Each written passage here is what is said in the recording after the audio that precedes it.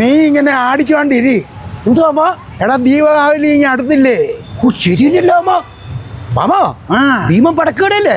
Variety പടക്കോട്ടെന്ന് പറഞ്ഞു പരസ്യം പറഞ്ഞു അമ്മ.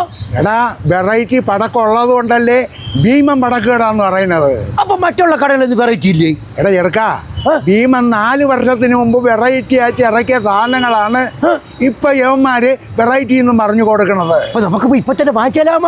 ഇപ്പൊ പോയാൽ സ്വസ്ഥമായിട്ട് നമുക്ക് സാധനം എടുത്തും വച്ച് വരാം. അല്ലേ വാ.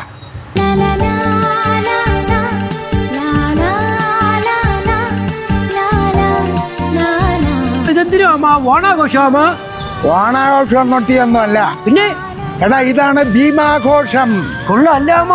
നന്നായിരിക്കുന്നല്ലേ? ഇത് ഭയങ്കര സെറ്റപ്പ് ആയിട്ടില്ല അമ്മ. ആ വാ വാ. എടാ മഞ്ചിന്റെയും പടക്കണ്ടാ? ഓ നോക്കി, എന്റെ അത്ര പൊക്കമുള്ള കമ്പിത്തിരി.